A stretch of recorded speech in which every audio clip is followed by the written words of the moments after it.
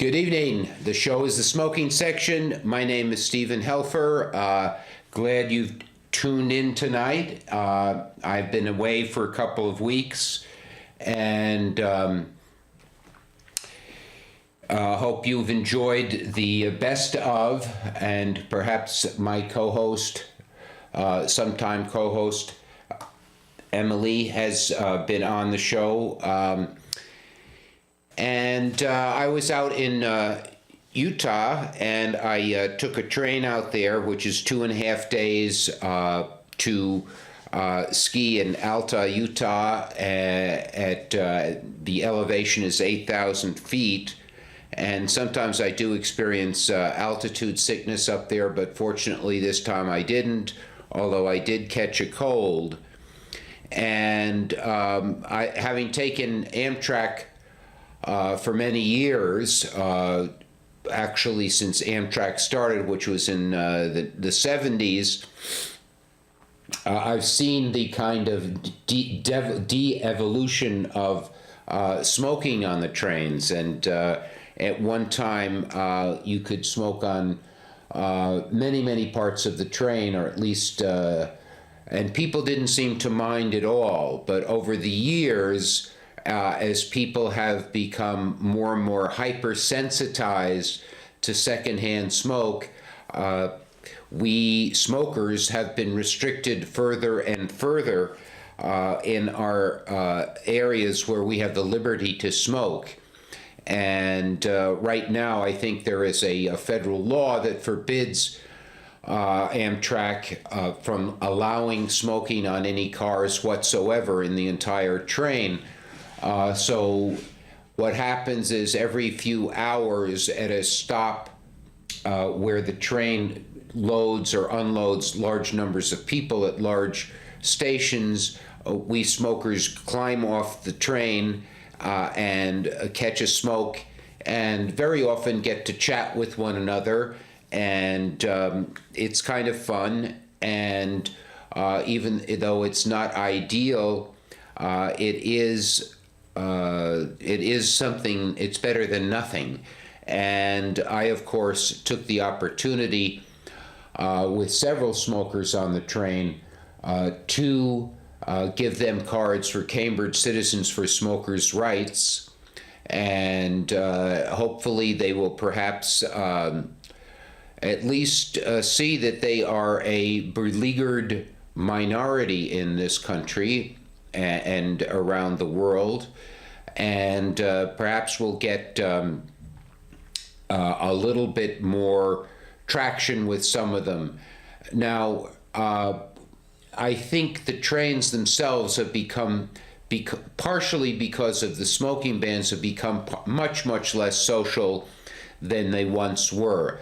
When they did have cars in which people could smoke freely, the people on the train who were the most sociable, the most perhaps interested in sharing ideas, and perhaps the people who were most inclined to have a drink would gather in these cars, and they would be very much fun.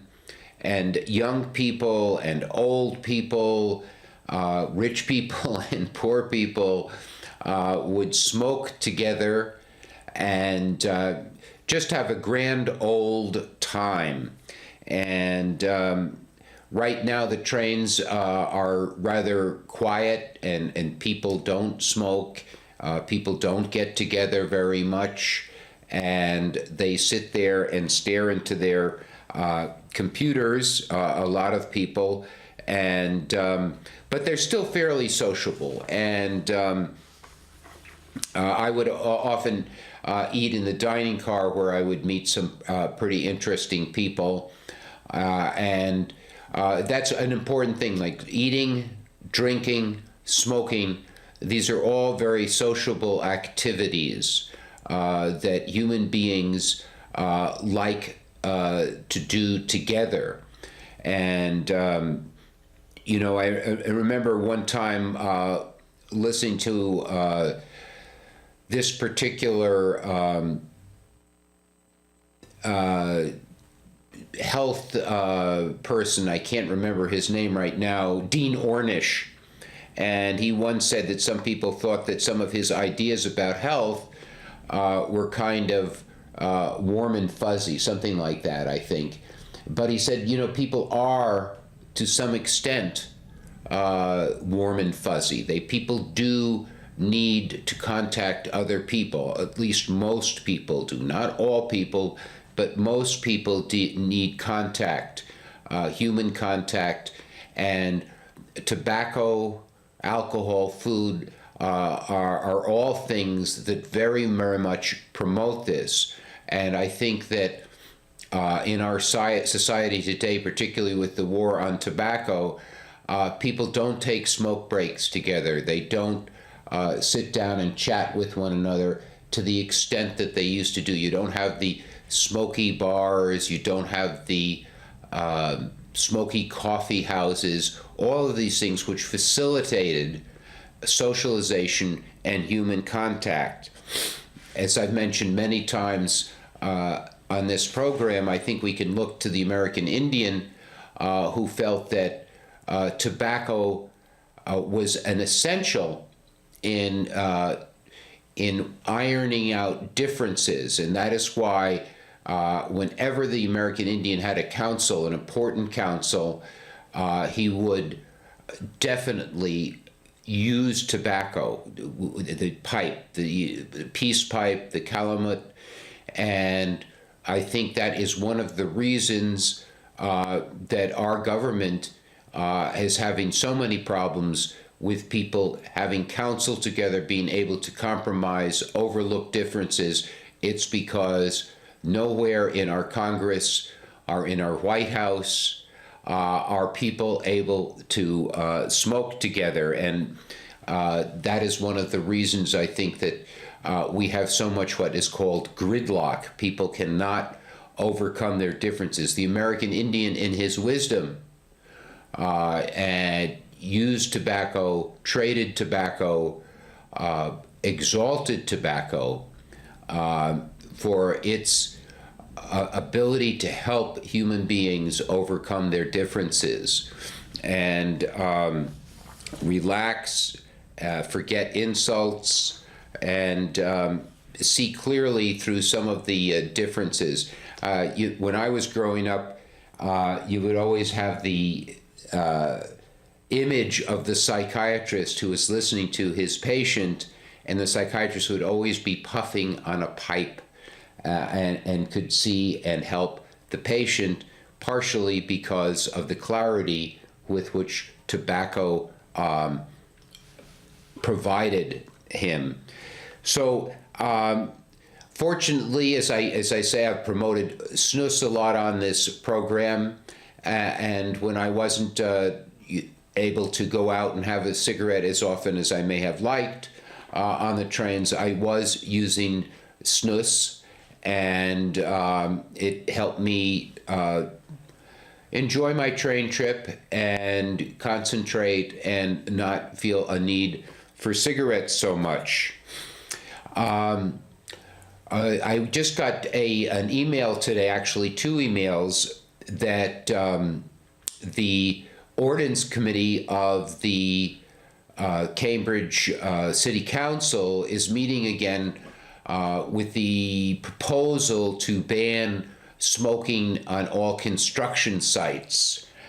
This is outside, and basically the person who is most in favor of this is Craig Kelly, Councillor Kelly, and his assistant Will was kind enough to give me a heads up about the Ordinance Committee meeting today, but unfortunately I did not check my email till later in the day. I do know that there is a December fire, I think it was December 6th, which destroyed 11 buildings, I think, here in Cambridge. The city government, the fire department, is saying it was caused by, again, the careless disposal of smoking materials. Now, actually, how they came to that conclusion, I don't know.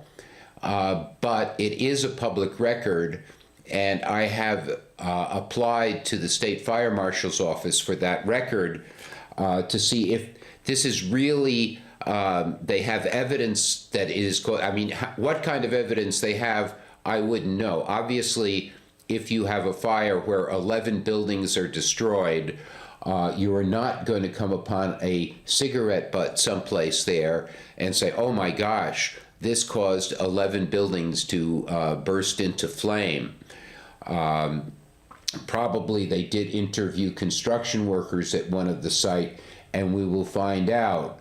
But at this point, the state fire marshal's office has told me they will not give me the report until the, evidently there's two reports, one done by the fire investigators and one done by the state police, and they have told me that they will not forward me a report, as is my right as a public record, until they get the till the state police report is done. However, they are perfectly happy to send out presumably press releases that the fire was in fact caused by the careless disposal of smoking materials. In other words, a smoker caused the fire. But it is well known among fire investigative circles that it is often when a cause of a fire is difficult or impossible to determine, they'll just say, well, it must have been smoking that caused the fire. And, this is an interesting thing because I was at a talk recently where a doctor asked people in the audience, he said, how many people here have died, know people who have died because of smoking? Now, just because someone smokes and dies of heart disease or dies of cancer does not mean smoking caused it. In fact, this is something called how a disease progresses, or the cause of a disease, and it's called etiology. And it's very difficult, if not impossible, to determine. Yet a lot of people raise their hands. Oh, my relative died of a heart attack, or my relative died of a stroke, and he smoked, therefore it must have been the smoking. Meanwhile, 90% of people who never smoke get cancer or get heart disease or get stroke, and therefore why you would pinpoint smoking when it's a smoker who gets it, whereas when it's a non-smoker who gets it, I don't know. So I remonstrated with this particular doctor, but he said, well, it's really not important. I think we can all agree that smoking's bad for you. Well, I mean, so much for the scientific method. We'll just blame it on smoking, even though there's really no good evidence to that effect, simply because we can agree that smoking's not good for you. Or we'll blame a fire on smoking simply because, well, smoking's not good for you, so if we blame it on smoking, this will be another reason to stigmatize smokers, to pass regulations, unnecessary regulations, or to put more pressure on people who smoke to stop smoking, regardless if we have the evidence. The evidence isn't important. We'll just blame it on smoking and blame any disease that anybody gets who smokes. We'll blame it on the smoking. So, this is not really a good way, in my opinion, to have what we call an informed, critical thinking public. It is a way simply to manipulate the public and to get a desired outcome without using any kind of intellectual honesty. But we'll see what happens. I am going to perhaps see if I can get this report, see if there is in fact good evidence that this fire was caused by a smoker. And if there isn't, I'm going to do my utmost to make sure at least that our city council knows that this evidence is not there, if it's not there. And I certainly hope it's not there. But of course, I have to keep an open mind too. Maybe they do have good evidence. Although I can't, again, as I say, certainly they can't have any kind of physical evidence. You're not going to find a cigarette butt in a fire where 11 buildings were engulfed in flame that you can say it's a cigarette. And we'll see how forthcoming the state fire marshal's office is. I have gotten a letter from the general counsel, and but one can appeal to the state government, to the office of the Galvin, I can't remember what state secretary of state of the state of Massachusetts, because I know that in recent years many people have been very dissatisfied with the ability of citizens to get the public records that they're entitled to. And partially this is because even though there is a law that they're entitled to get these public records, there is no penalty for bureaucrats withholding this information. So I know that the Baker administration and other people have been very concerned about this. So this is something that Cambridge Citizens for Smokers' Rights will be working on. We will also be having a meeting this Saturday, and if anybody is interested in finding the whereabouts of the meeting, you can go to our Facebook page, email us, call me right here on the phone here. You can see the phone number right now, and we will be happy to give you this information. Normally we meet at Andala Coffee House, which is on Magazine Street, the corner of Magazine and Franklin, but this week we're going to be doing something a little different. Now I think I will go to our Smoker of the Week, and we have a fairly good Smoker of the Week. Not what you call a super centenarian, which is someone I think who is over the age of 110 or something like that, but simply a centenarian who has smoked since she was 9 years old. Now let's see if I can get this together here, and we'll go right there. Aha, here we are. And this I found on Facebook. I can't remember whose Facebook it was, but one of the many, many Facebook pages where people who smoke and people who are interested in good science and liberty and who know that for some reason regulatory agencies tend to like to regulate even when there is no good reason. And this woman's name is Lola Dionysia Mamacleres, and this is printed in the Philippine Star. And Ms. Reyes washes her own laundry, walks alone with a cane, eats food with gusto, and engages in many activities in her neighborhood. And she is now 100 years old, and she revealed, according to her, her secret for a long life is smoking 2 packs of cigarettes a day. And she has been smoking ever since she was 9.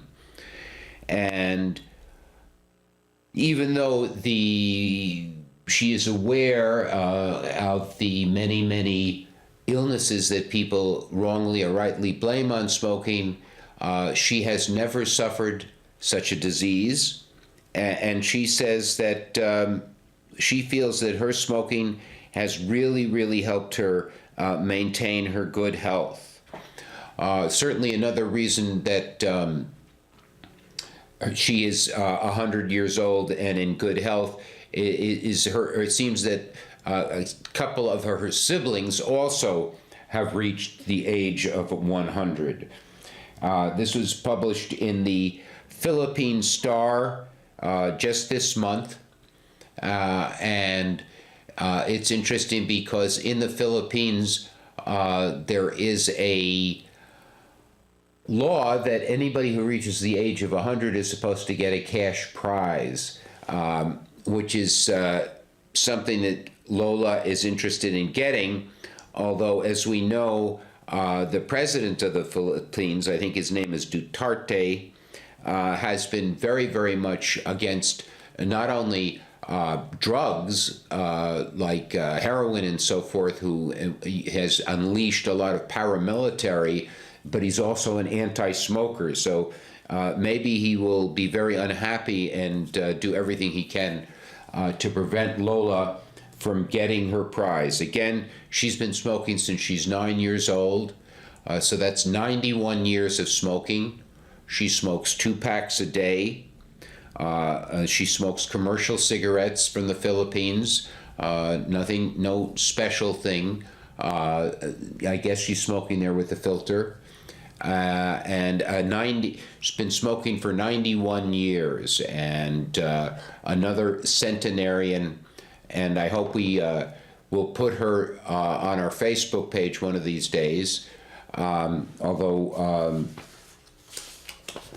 it's come from some other Facebook page.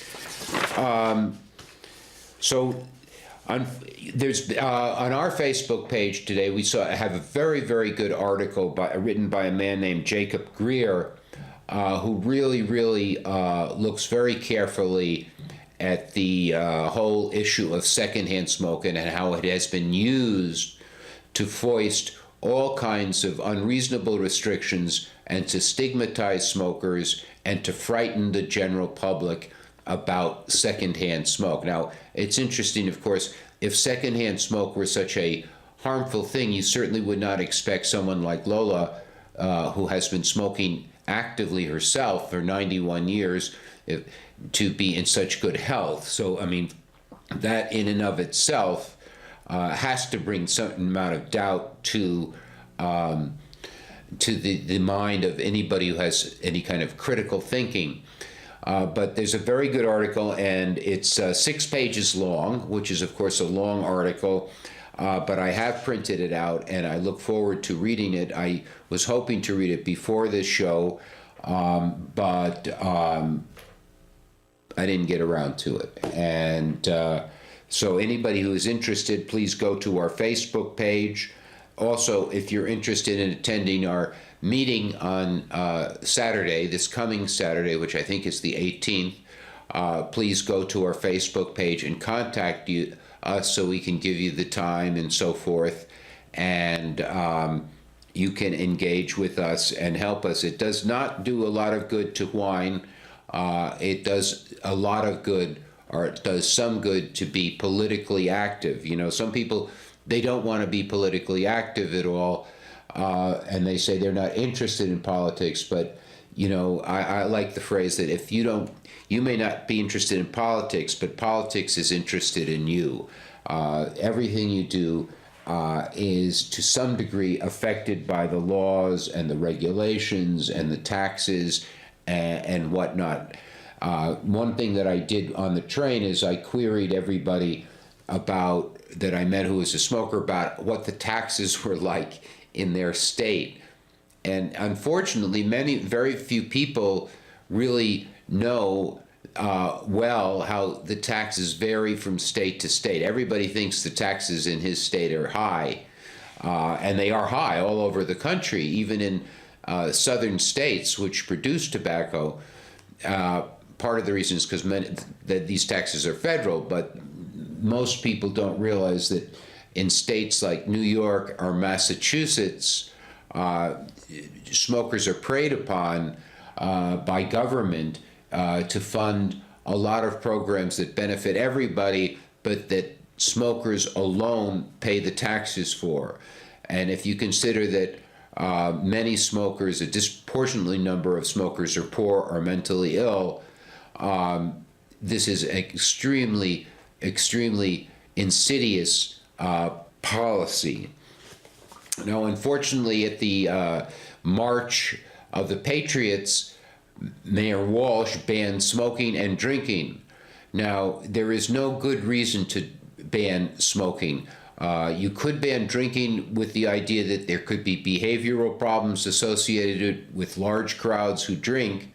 Often you end up having fights, people getting hurt, all of these kinds of things. But no, nothing like that happens with smoking. In fact, people do not, a big difference between smoking and drinking is smoking does not impair your judgment, does not impair your ability to operate dangerous machinery or drive a car. You can smoke all you want and drive a car, drive a plane, or take a very, very difficult intellectual test, and you will do just fine, if not better, than you would had you not been smoking. Whereas alcohol, there are some good reasons to ban it in very large public gatherings. But Mayor Walsh seems to be in the control of anti-smoking groups, unfortunately. But they're very powerful, and we can understand it, and we can forgive, I hope. Well, thank you for watching the smoking section. Please tune in next week, 7 p.m. Wednesday.